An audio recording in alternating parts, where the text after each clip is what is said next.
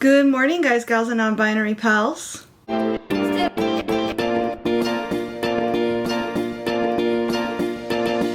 My name is Desiree, aka Mama Friendly, and I am going to bring you guys along today on a What I Eat in a Day menstrual phase edition. I have so much cycle syncing content on my channel because I've been doing cycle syncing for my nutrition and for my workouts for well over a year now. I've got everything on this channel from grocery hauls to meal plan ideas to even like workout cycle syncing calendar ideas, and I have a playlist of all these videos. So I'm going to go ahead and post that link up here, and I'm also going to post a link to the playlist in the description box so that you can click on it whenever you'd like and check out all of that content. I love to preface these videos with reminding you all that I am not a doctor and I am not an expert. I'm not even recommending necessarily that you do this, but it's something that I do and it's something that I feel has enhanced my day-to-day life. And so I'm just sharing that information with you. Do with it what you will, take what you can, leave what you don't want, and everybody wins. So as I mentioned, today's video is going to be a what I eat in a day, and it's going to specifically be for my menstrual phase. At its base, one of the main tenets of cycle syncing is altering your lifestyle and nutrition to match the phase of the cycle that you're in, because as your body is doing different things throughout the month, your body is going to need different nutrients, different ways of movement, etc. to best support itself. And the menstrual phase is all about warming foods, slow cooked foods, easily digestible things. I like a lot of soups and stews during my menstrual phase, and so this day is going to be chock full of them. And the good news about today in particular is that both of the recipes that I'm making for lunch and dinner make tons of leftovers, but also I happen to have videos already on the channel with the detailed recipes for both of these meals. So once again, keep your eyes peeled up here in the corner for videos that I'll be posting intermittently, and also you can check out the description box and I'll be posting the links there to other recipes that I reference in this video, so that if I missed a step, or I'm probably going to be going a little fast, I'm not going to give you all the details seeing as you can find them elsewhere on the channel. You can go there and see all of the ingredients, the exact step-by-step, etc. in case you'd like to recreate these meals at home. Now, with all that being said, let's get to cooking, shall we? We've had a little wardrobe change, so I just want to jump in real quick before we make breakfast and let you all know that in this particular video, I am going to be listing the macros for each of the meals. So I'm going to be telling you about the calories, the protein, the carbs, and the fat in each of the meals, because I know a lot of us stick to secondary lifestyles, like maybe you're eating lower carb or maybe you're eating higher protein. Me personally, these days I'm aiming for over 100 grams of protein a day. I find that that's what makes my body runs at its most efficient, and so I understand that for some people that might be triggering, or it might be something you don't want to see. That's why I wanted to tell you about it before we got too much deeper into the video. So if that's something that is an absolute no-go for you, you do not want to see that at all, I completely understand you clicking away right now and not watching any more of the video. If it's something you can deal with, then I hope you'll stick around. If it's something you find helpful, then all the better. But I prefer to put more information out there rather than not enough information. And like I said, I've been eating towards a certain protein goal every day, and also I've been trying really hard to get a certain amount of veggies in every day for fiber and for micronutrients. So I'm going to be showing you examples of that throughout this What I Eat in a Day series. I just thought it was important to let you all know that things like calories, etc. are also going to be mentioned, in case that might be a problem for some people. No judgment whatsoever. I completely understand, which is why I'm letting you know in case you want to get out of here before I get into all that. So for breakfast this morning, I'm going really simple. Honestly, just because I can't be bothered to do anything more elaborate. I've got 4 eggs here. I know sometimes people are iffy about, oh my gosh, but so many eggs, is that safe? It is safe. There's no link whatsoever to eating too many eggs and having high cholesterol or like anything like that. Your body needs cholesterol, your brain needs cholesterol to function.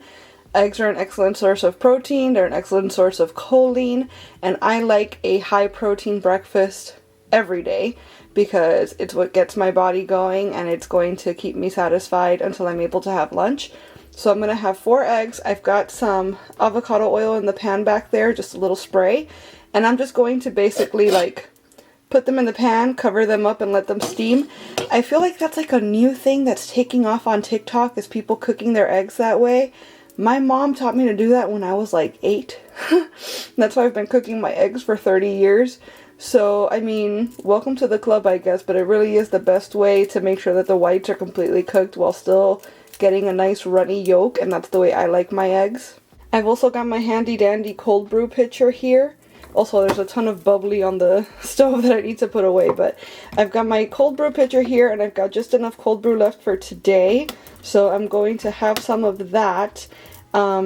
This pitcher I'm going to go ahead and link down below in the description box in case you want it for yourself. This is always full at my house. Like, now that this is gone, I'm going to immediately refill it today so that it's ready for tomorrow.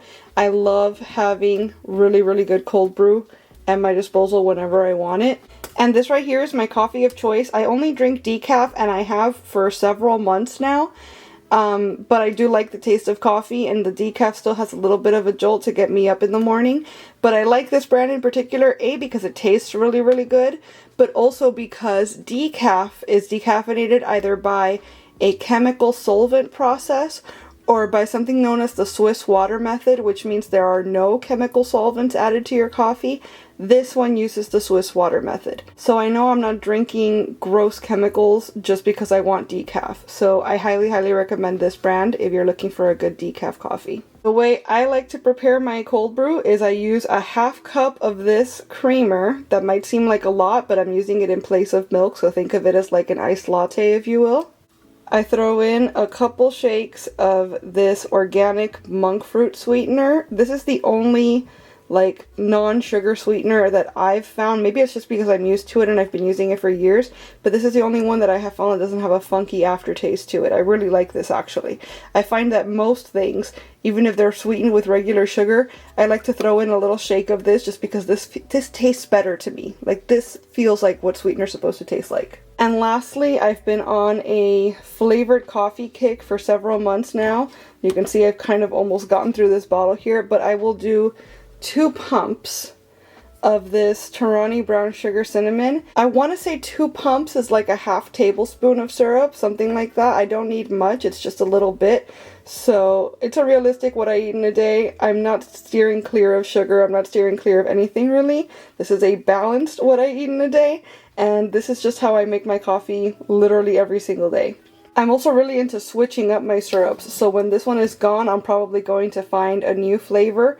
I've gone through vanilla, hazelnut, salted caramel, butter pecan, pumpkin pie spice, of course.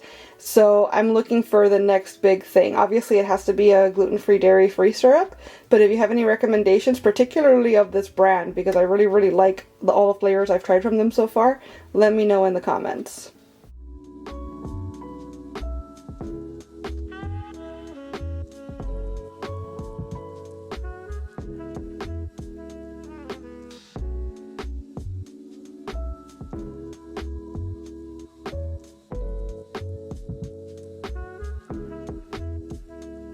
Is it just me that eats the whites alone first and then comes back and eats the yolks last? Like, that's the best part and I want to savor it. So I eat the whites just to make sure that the protein's down the hatch. But this is really the star of the show right here, right? I would start talking right when the garbage truck pulls up.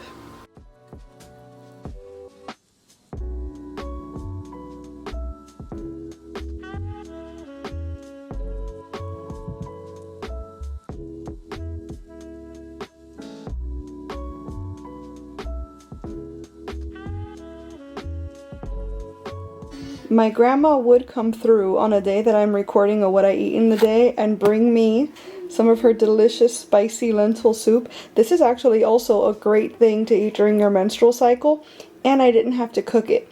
So since I already have a plan for today, I'm going to put this away and I'm going to eat it tomorrow. But yeah, thanks for coming through, Grandma. This is going to be amazing. For lunch, I'm going to be making frijoles colorado, which is a red bean, kidney bean, ham soup, basically. I have the recipe for that on my channel, so I'm not going to tell you all in detail how to make that in this video, but if you want to check it out, I'm going to post that video up here. Basically, it comes together really fast, really easy, and it's delicious, it's hearty, it's got a lot of fiber in it, which is really satisfying, and like it just feels good to eat this time of year, but also this time in my cycle. It's gonna make a bunch of leftovers, so I'm gonna have some to eat for the next few days. Plus, it's just a comforting meal for me. It's very nostalgic. It feels like home, so I'm looking forward to having some of that for the next few days. Typically, if I have it on hand, I'll add a little bit of spinach, or I'll borrow some collard greens from Mushu and throw them in there to bump up the fiber a little bit. I don't have any of those dark leafy greens on me today, so I'm just gonna make it straight the way that you see it made in the recipe video. In case you're new here, this is Mushu. He's usually very selfless in sharing his greens with me, but we're having a squash and pumpkin kind of week this week, so we don't have any greens to share. That's okay, we'll make do.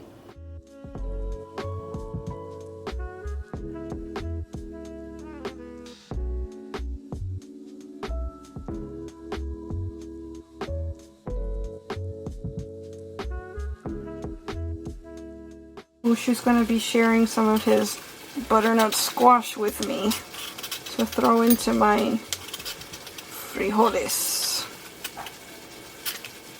So I'm peeling this for the both of us right now.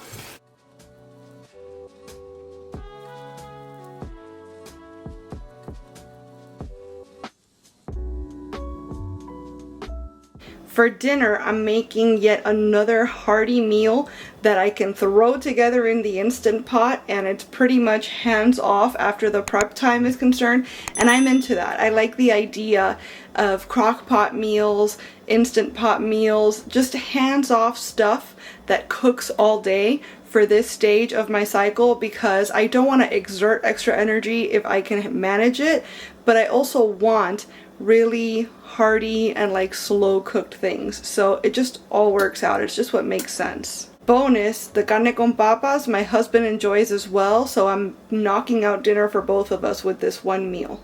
And again, this is another recipe that I've already showed you guys how to make in detail on my channel before, so I'm going to post the link to that up here so that if you want to make it for yourself, you can. Highly recommend. It's so good.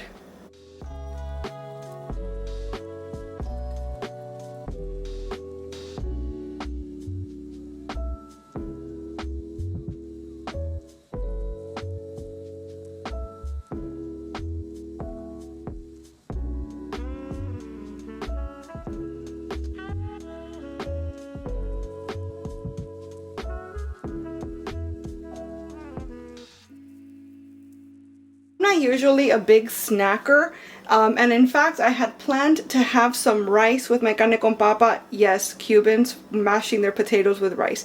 It's a thing. The way that I look at it, it's the same as eating your spaghetti with garlic bread, right? Carbs on carbs. But I decided that I didn't really like feel that today, so instead of using those 200 some calories, etc. for rice, I thought for a minute maybe I could have some yogurt with some chia seeds. That would be very nutritious, a very nice snack. But then I thought on it more and I was like, you know what? I'm on my period. I want something sweet. No guilt, right? No judgment. Why? No, there's no such thing as a bad food. We eat everything in moderation here, obviously, as long as it fits within the parameters of our allergies, because that's not something we play with. But everything in moderation, as long as it doesn't literally kill you, no such thing as a bad food. So yesterday I made some Sweet Loren's sugar cookies, and yes, you only get 2 cookies for the same amount of calories that you'd get a cup of yogurt and chia seeds or a whole cup of rice. But this is what I feel like eating today. This is what's going to nourish my soul right now. So this is what I'm gonna have. Again, no judgment. This is food just like anything else. You do you, boo. I'm giving you options here. You take whichever one fits.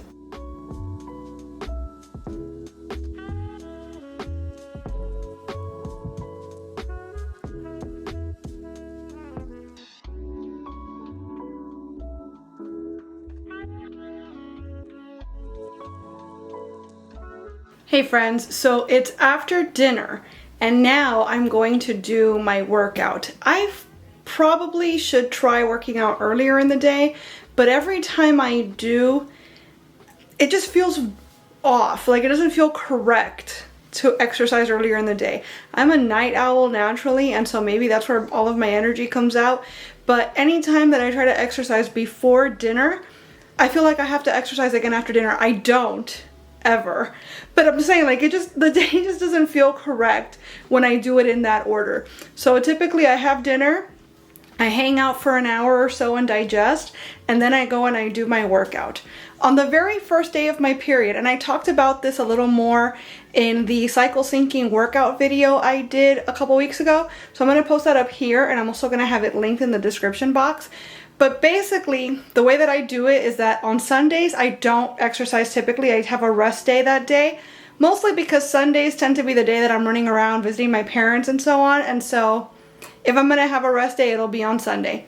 The very first day of my period, my cramps are usually so terrible that even though some people say, oh, you should exercise, it helps the cramps, whatever, sometimes I do, but I don't push it. Typically, I'll schedule a rest day on that first day just because I'm typically so miserable that I just don't want to move. Luckily, today is not the first day of my period though. So my period typically lasts 5 to 6 days, and during that whole week-ish, I stick to either walking or doing yoga. Lately, I've been leaning more towards walking. So what I'll do is that I'll take out my walking pad and I'll get on it for 30 to 45 minutes. I'll put on something on YouTube or a podcast and I'll just hang out and walk. The time flies by and I feel so much better once I'm done. So now that dinner's over, now that I've hung out for a little while and digested, I'm going to jump on the treadmill. Tonight I'm watching the We Love to Hate Everything podcast. They do lives every Monday night after an episode of Sister Wives airs. And they're so funny, and their rapport back and forth is great. They're super, super entertaining, and their lives tend to go on for like 3 hours, 3.5 hours sometimes. So it might take me all week, but I eventually watch the entire thing while I'm on my treadmill. And here's my handy dandy walking pad. I love it because it fits under the bed when I'm not using it. We don't have a whole lot of floor space at our house, so I need to make space wherever I can.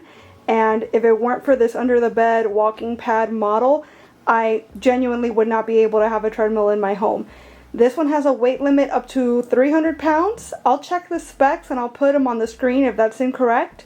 But it does hold up to 300 pounds at least, if I'm not mistaken, and it only goes up to 4 miles an hour. It's not for running on, it's literally a walking pad, but that's fine because I'm not trying to like overexert myself, kill myself on the treadmill. It's just a breezy way to get into movement while I'm watching my favorite videos.